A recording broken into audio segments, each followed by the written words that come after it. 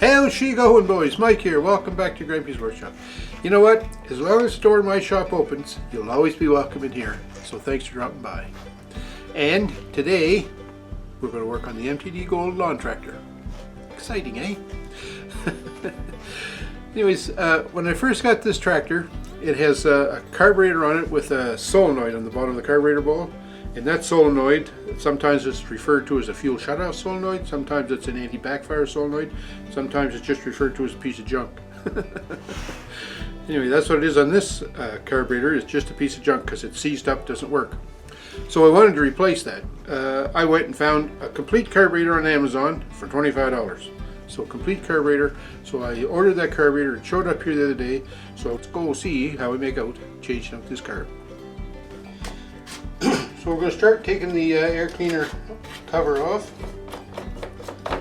This is a Kohler Courage 17 horsepower engine. Although I don't know what the horsepower really means anymore. But so we'll take the pre-filter and filter out. And we need to take this nut and this cover nut off.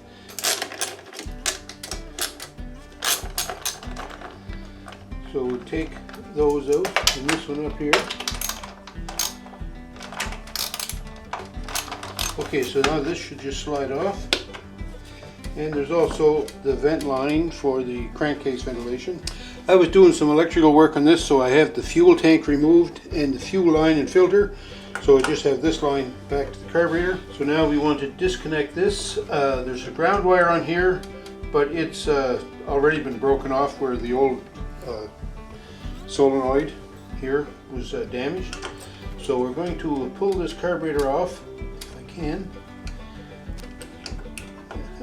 It won't come. See that? The solenoid on the bottom hits on here, so I can't get that off. Okay, I'm going to take this bolt off here as well.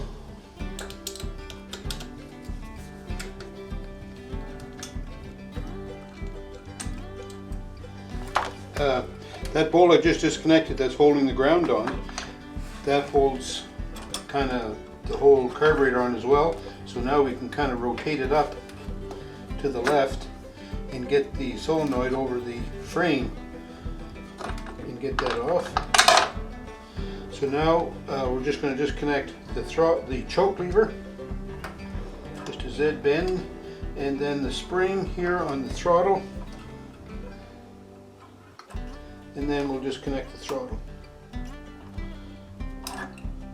Just something like that. So then we're going to take the carburetor now back over to the bench. And here's the new kit that I ordered, the new carburetor. You can make that out. And like I say, I got this on Amazon. And here's what came with it. A set of gaskets, and the electrical harness, and a couple of tie wraps. I got a fuel filter, and then the carburetor itself, complete with the solenoid and the wiring harness that fits it. When I compare the two carbs now, I see that this one has an adjustment on here that must be a high and low speed adjustment. This new carb doesn't have that, and that's not uncommon when you order aftermarket parts. A lot of these parts have just been made redundant or eliminated altogether. Figure they'll set it up at the factory, and local yahoos like us should never go near them. And if you notice, those connections, they're the same. This has the little rubber insert here, or plastic insert, so I might have to take that out because I don't see that in the kit. So I guess the kit's not as complete as I originally thought. So I'm going to try and get this little plastic grommet out of here. That was easy. Put that right in here. Get it.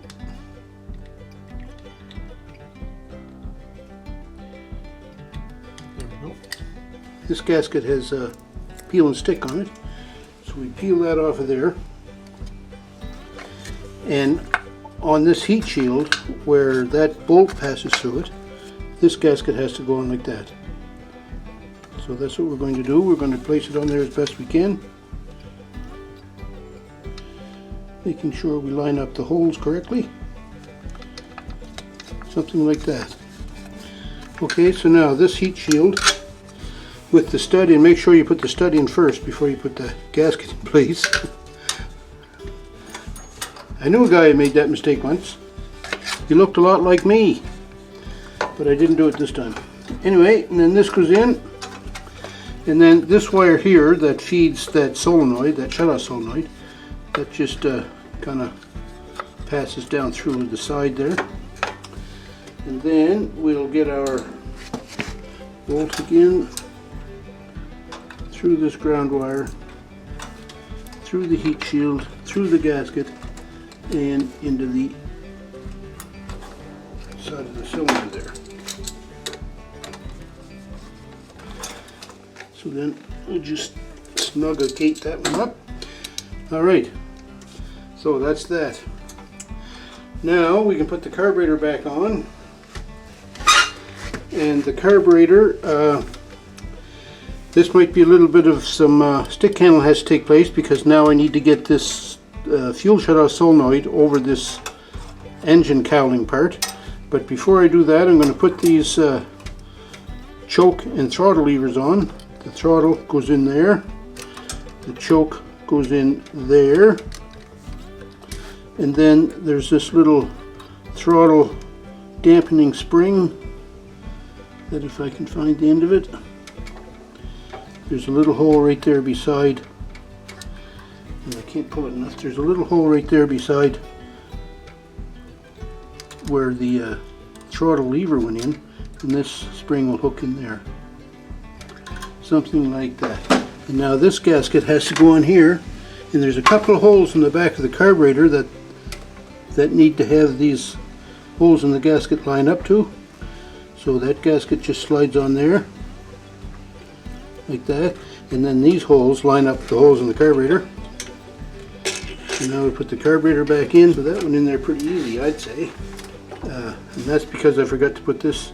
This is the wire connector now for the shutoff solenoid, and there's a ground and a hot, but it doesn't matter on that solenoid, which is which. I'm looking at this plug. The plug is keyed a little bit, but I don't think it matters. So we're just going to plug that in the bottom. It'll only go in the one way, I guess. So that plugs in there. And if you can hear that, that means we have our solenoid wired up correctly. Okay, so all those are good. Now we have to put our fuel line on, and the other day we changed this fuel line and we put a stop valve on it.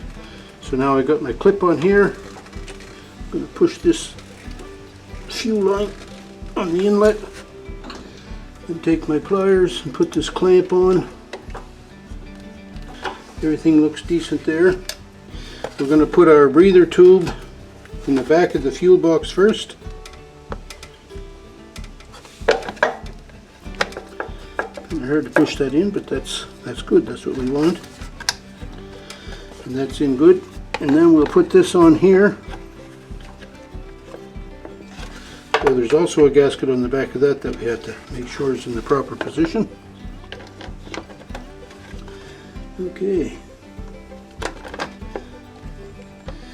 And then this breather tube can go in the valve cover now.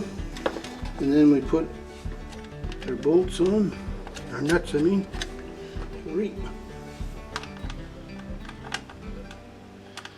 Don't go nuts, because I call these bolts.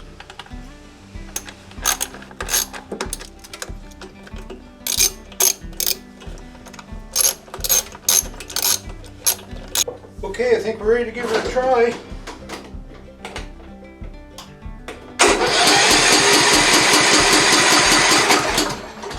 Choke on.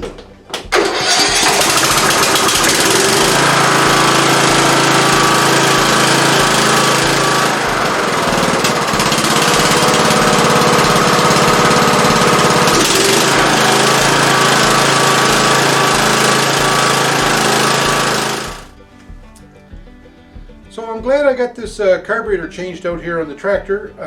The old carb that was on it was leaking fuel into the oil, and the solenoid was no good, and a whole bunch of things. But anyways, I'm glad I got her changed out.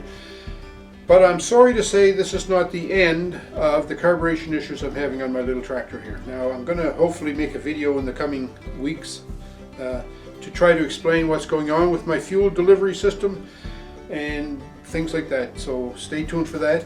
But for now, this carburetor is working better, but it's not the answer. I tell you, one of the big problems is this was an offshore carburetor, and I don't really mean to say anything bad about offshore gear because it's getting better all the time. But this one has no high-speed jet adjustment, and I think my engine surges at high speed, so I think having a high-speed jet would be good, because I think you could maybe tune that out a little bit. But because you can't tune it, you gotta live with it, and you can't live with it because when you're driving and the engine surging and the tractor surging, it spills your drink.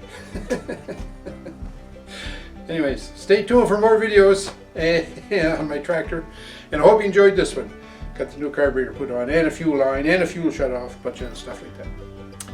Hey, if you're new to the channel, welcome. Thanks a lot for dropping by. It's so nice to have you come to the channel, new people. It makes me feel good, that's for sure. So please thumbs up me, leave me a comment too, let me know who you are, and let me know what you think of my video. And for my regular viewers, thank you all for watching, and thank you for thumbs upping me.